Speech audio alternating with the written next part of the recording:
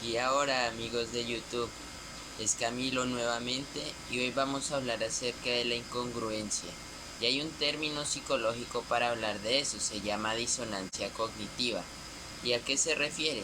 Es básicamente cuando hay una contradicción en nuestro interior entre dos pensamientos, dos ideas o quizá un pensamiento y un comportamiento.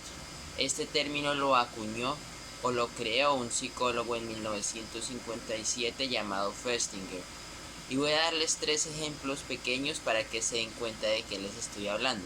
Por ejemplo, una persona sabe que si va a conducir no debería tomar licor, pero de todas maneras lo hace. Y es interesante a veces cuando uno le pregunta a la persona por qué lo hizo. Evidentemente va a pensar por un lado que no está bien, pero por el otro lado va a buscar maneras de justificar sus acciones. Otro ejemplo, estudiar para un examen toda la noche anterior del día del examen. Sabemos, ya la ciencia lo dice, que es mejor estudiar a través de muchos días un poquito que mucho en un solo día, pero por alguna razón muchos estudiantes siguen teniendo esa conducta. Y la última, decimos que tenemos que ir a ejercitarnos, pero por alguna razón o nos da pereza o no lo terminamos haciendo.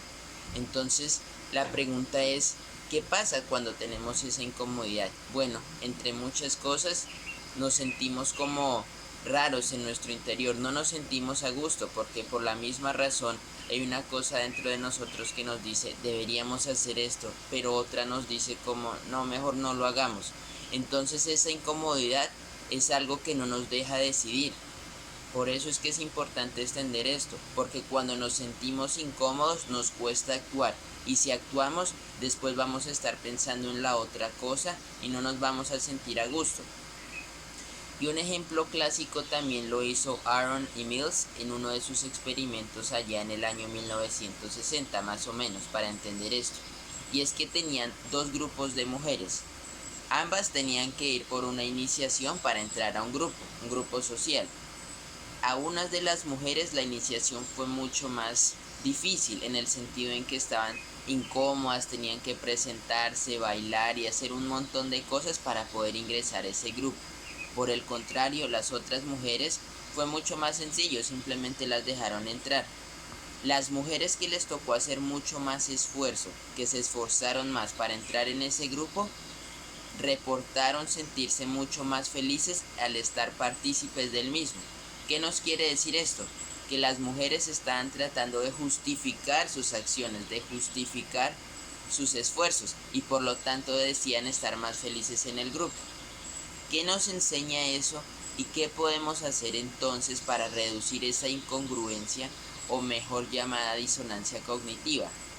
Número uno, que tenemos que dejar de justificar a veces esas cosas que tenemos en nuestro interior, ¿sí? Porque muchas veces no ni siquiera conocemos cuáles son nuestras creencias y las seguimos justificando sin entenderlas muy bien. Entonces es muy importante aprender acerca de las cosas que estamos haciendo y aprender cuáles son nuestras creencias.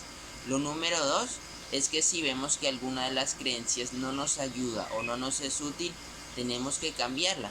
Por ejemplo, en el caso del estudio, si ya sabemos que estudiar la noche anterior no nos sirve, tenemos que cambiar esa creencia. Y por último, una forma de reducir la disonancia cognitiva es no prestarle tanta atención. Quizá es un tema mínimo, es un tema que no importa mucho, pues la mejor solución es no prestarle tanto atención a ese pensamiento porque al final nos hará más daño. Ya para finalizar los quiero dejar con una invitación y una frase. La invitación para ustedes es: ¿qué pensamientos y qué creencias tienen hoy en día? Reflexionen un poco en eso y piensen qué cosas están siendo ustedes incongruentes y les gustaría ser mejores. Porque les aseguro que si se sienten a gusto con lo que piensan y cómo actúan, van a llevar una vida mucho más profunda, una vida mucho más completa y congruente. Y los dejo con una frase del señor Charlie Munger que dice: tenemos el hábito de cambiar los hechos hasta que se vuelvan congruentes con nuestra realidad. Un gran abrazo para todos. Si les gustó este video, denle like y por favor suscríbanse a mi canal. También déjenme saber para próximos videos que quieren aprender o